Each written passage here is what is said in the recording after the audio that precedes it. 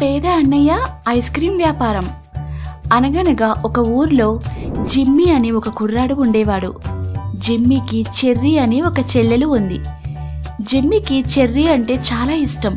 తనని బాగా చూసుకోవడానికి తన చదువు కూడా వదిలేసి ఐస్ క్రీం వ్యాపారం చేస్తూ ఉండేవాడు. తనకి ఏ లోటు రాకుండా చూసుకుంటూ ఉండేవాడు. జిమ్మీ రోజు చెర్రీని స్కూల్ దగ్గర వదిలి అక్కడి నుంచి పార్కుకి వచ్చి అక్కడ అందరికీ ఐస్ క్రీం అమ్ముతూ ఉండేవాడు. సాయంత్రం అవ్వగానే స్కూల్ నుంచి తన చెల్లెల్ని తీసుకొని తనతో మాట్లాడుకుంటూ ఇంటికి వచ్చేవాడు. అలా వాళ్ళు ఉన్నంతలో ఎంతో సంతోషంగా గడిపేవాళ్ళు.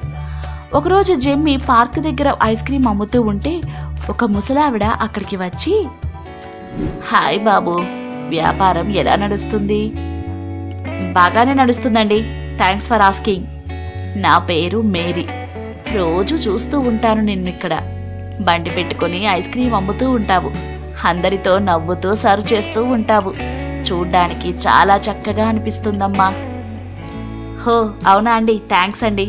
మీకే ఫ్లేవర్ కావాలండి అని అడుగుతాడు. దానికి ఆ ముసలావిడ, American nuts with extra sauce please అని అడుగుతుంది. దానికి జిమ్మీ షూర్ అని చెప్పి తనకి అడిగిన ఐస్ క్రీం చేసి ఇస్తాడు. అప్పుడు మేరీ ఆ ఐస్ క్రీం తీసుకొని, హో థ్యాంక్ యూ అని అంది. దానికి Jimmy, you're so welcome ma'am అని నవ్వుతూ అంటాడు. అప్పుడు మేరీ, నువ్వు ఏమనుకోనంటే నిన్ను ఒక మాట అడగొచ్చా? ఓ అడగండి, ఏం ప్రాబ్లం లేదు. అందరితో ఇలా నవ్వుతూ మాట్లాడతావు, కానీ ఎవ్వరూ లేనప్పుడు నీలో నువ్వు చాలా బాధపడుతూ ఉంటావు. ఎందుకమ్మా అని అడుగుతుంది. అది విన్న జిమ్మీ కొద్దిసేపు మౌనంగా నిల్చుంటాడు. తనకి ఏం చెప్పాలో అర్థం కాదు. అది గమనించిన మేరీ, చూడు జిమ్మీ, నీలో చాలా బాధ ఉందని నాకు అర్థమైంది. అది పంచుకోవడానికి నీకు ఎవ్వరూ లేనట్లున్నారు. అందుకే నాతో పంచుకో బాబు, పంచుకుంటే బాధైనా తగ్గుతుంది అని అంటుంది. అది విన్న జిమ్మీకి తనలో ఉన్న బాధ కట్టెలు తెంచుకొని బయటికి వస్తుంది. జిమ్మీ మేరీని గట్టిగా హగ్ చేసుకొని, అమ్మా మీరెవరో నాకు తెలియదు, కానీ మీతో నా బాధ చెప్పుకోవాలనిపిస్తుందమ్మా. నాకు అమ్మా నాన్న లేరు. ఉన్నది నాకు ఒక్కగానొక చెల్లెలు మాత్రమే. తనంటే నాకు చాలా ఇష్టమమ్మా, ప్రాణం. తను లేకుంటే నేను లేనమ్మా. అలాంటిది తను ఒక భయంకరమైన రోగంతో బాధపడుతుందమ్మా. అది ఎప్పుడు సడన్ అటాక్ ఇస్తుందో తెలీదు. డాక్టర్ సడన్ గా ఎప్పుడు తనకి సర్జరీ చేయాలని అంటారో తెలీదు. అందుకే ప్రతి నెల హెల్త్ ఇన్సూరెన్స్ ప్రీమియం కడుతున్నాను. రేపు తనకి ఏమైనా అయితే నా దగ్గర డబ్బులు లేని కారణంగా తనకి ఆపరేషన్ ఆగిపోకూడదు అని. కానీ కొన్నిసార్లు ఆపరేషన్ ఫెయిల్ అయ్యి తనకి ఏదైనా అవుతుందేమో అని భయంగా ఉందమ్మా. ఆ భయమే నన్ను వెంటాడుతూ ఉంటుందమ్మా. అది గుర్తుకొచ్చిన ప్రతిసారి నాకు భయం వేస్తుంది, తనకి ఏమైనా అవుతుందేమో అని. అది బాధేస్తూ ఉంటుందమ్మా అని చెప్తూ బాధపడుతూ ఉంటాడు. అది చూసిన మేరీకి చాలా జాలనిపిస్తుంది. మేరీ జిమ్మీతో, బాధపడకు బాబు, అంతా మంచే జరుగుతుంది, నువ్వేం భయపడకు అని ధైర్యం చెప్తుంది.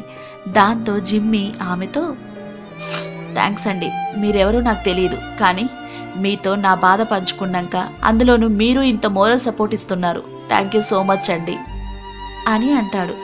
దానికి మేరీ, అదేముంది బాబు, ఒక మనిషి అన్నాక సాటి మనిషికి ఏదో ఒక హెల్ప్ చేయాలి.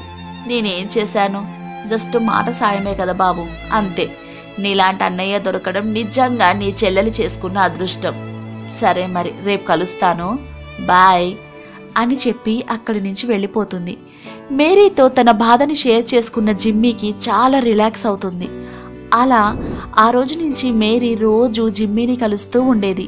అలా జిమ్మీ తన చెల్లెలు చెర్రీని కూడా మేరీకి ఇంట్రడ్యూస్ చేస్తాడు. వాళ్ళందరూ మంచి ఫ్రెండ్స్ అవుతారు. వాళ్ళంతా ఎంతో సంతోషంగా ఉన్న సమయంలో సడన్ గా కరోనా వచ్చి ఊరు మొత్తం లాక్డౌన్ ప్రకటిస్తారు. దాంతో జిమ్మీ మునుపటి వలె ఐస్ క్రీం అమ్ముకోలేకపోతాడు. తనకి ఏం చేయాలో అర్థం కాదు. రోజు రోజు జిమ్మీ పరిస్థితి చాలా దారుణంగా మారుతుంది. అప్పుడే తనకి ఒక కాల్ వస్తుంది. హలో, జిమ్మీనా అండి? అవునండి, చెప్పండి. నేను స్మార్ట్ లైఫ్ ఇన్సూరెన్స్ కంపెనీ నుంచి కాల్ చేస్తున్నామండి. మీరు ఈ నెల ప్రీమియం చెల్లించలేదు అని అంటాడు. దానికి జిమ్మీ, అవునండి, లాక్డౌన్ వల్ల ఈ మంత్ ఐస్ క్రీమ్ అమ్మలేకపోయాను. ఇల్లు గడవడానికే చాలా కష్టంగా ఉంది సార్. ఇంకా ప్రీమియం ఎలా కట్టగలను చెప్పండి అని అంటాడు. దానికి ఆ ఫోన్లో ఉన్న వ్యక్తి, సార్ క్షమించండి, మీ పరిస్థితి మేము అర్థం చేసుకోగలము. కానీ మా కంపెనీ రూల్స్ ప్రకారం మీరు 1 మంత్ ప్రీమియం మిస్ అయితే మీ ఇన్సూరెన్స్ క్యాన్సిల్ అయిపోతుంది. అందుకే ఎంత త్వరగా అయితే అంత త్వరగా ఇన్సూరెన్స్ ప్రీమియం కడితే మంచిది సార్ అని అంటాడు. అది విన్న జిమ్మీ షాక్ అవుతాడు. ఇన్సూరెన్స్ కంపెనీ ఏజెంట్తో ఇలా అంటాడు, సార్ అలా ఎలా క్యాన్సిల్ చేస్తారు సార్? నేను ప్రతి నెల ఎంతో కష్టపడి కట్టిన డబ్బులు సార్ అవి అని అంటాడు. దానికి ఆ ఏజెంట్, సారీ సార్, అది మా కంపెనీ రూల్స్, మేమేం చేయలేమండి అని అంటాడు. సార్ ప్లీజ్ సార్, ఏదో ఒకటి చేయండి సార్. నేను ఎంతగానో కష్టపడి నా చెల్లెలి హెల్త్ కోసం కట్టిన డబ్బులు సార్. ఇప్పుడు క్యాన్సిల్ అయితే ఇన్నాళ్ళు నేను కట్టిన డబ్బులన్నీ వ్యర్థమైపోతాయి సార్. ప్లీజ్ సార్ అని బాధతో చెప్తూ ఉంటాడు. అప్పుడు ఆ ఏజెంట్, సరే సార్, మీ బాధ చూసి మీ గడువుని ఇంకొక 2 వారాలకి పొడిగిస్తున్నాము. ఈ 2 వారాల్లో ఎలాగో అలాగా మీరు ప్రీమియం చెల్లించండి, లేకపోతే మీ ఇన్సూరెన్స్ పాలసీ క్యాన్సిల్ అయ్యే ఛాన్సెస్ ఉంటాయి అని చెప్పి ఫోన్ పెట్టేస్తాడు. పాపం జిమ్మీకి ఏం చేయాలో అర్థం కాదు. అప్పుడు జిమ్మీకి ఎవరో తలుపు కొట్టిన శబ్దం వినిపిస్తుంది. వెళ్ళి డోర్ ఓపెన్ చేసి చూస్తాడు. అక్కడ మేరీ వాళ్ళ కోసం ఫుడ్ తీసుకొని వస్తుంది. అది చూసి జిమ్మీ ఎంతో సంతోషిస్తాడు. మేరీని తన ఇంట్లోకి తీసుకుని వెళ్ళి కూర్చోపెట్టి, ఏంటమ్మా మీరిక్కడ ఈ టైంలో అని అడుగుతాడు. దానికి మేరీ, హే రాకూడదా ఏంటి? ఈ లాక్డౌన్ వల్ల మీ బిజినెస్లు ఎంత లాస్కి వచ్చిందో నేను అర్థం చేసుకోగలుగుతాను. అందుకే మీరు అన్నం కూడా సరిగ్గా తిన్నారో లేదో అని మీకోసం వచ్చానమ్మా అని అంటుంది. దానికి జిమ్మీ, థ్యాంక్స్ అండి, మీరు తీసుకుంటున్న కేర్ ఆ దేవుడు కూడా మాపై తీసుకుంటే మేమెప్పటికీ సంతోషంగా ఉండేవాళ్ళం అని అంటూ బాధపడుతూ ఉంటాడు. అప్పుడు మేరీ, అయ్యో అలా అనుకోకు బాబు, దేవుడెప్పుడు మీలాంటి వాళ్ళ పక్కనే ఉండి హెల్ప్ చేస్తూ ఉంటాడు.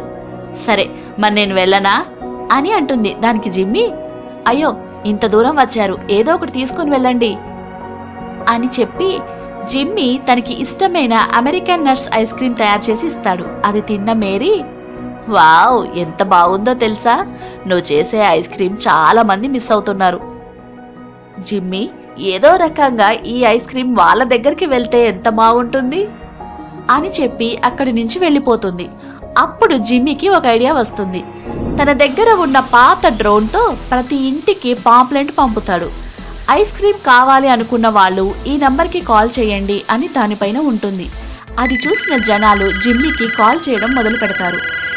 దాంతో జిమ్మీ తన డ్రోన్ సహాయంతో అందరికీ ఐస్ క్రీమ్ పంపిస్తాడు. అలా తన బిజినెస్ నడిపిస్తూ ఉంటాడు.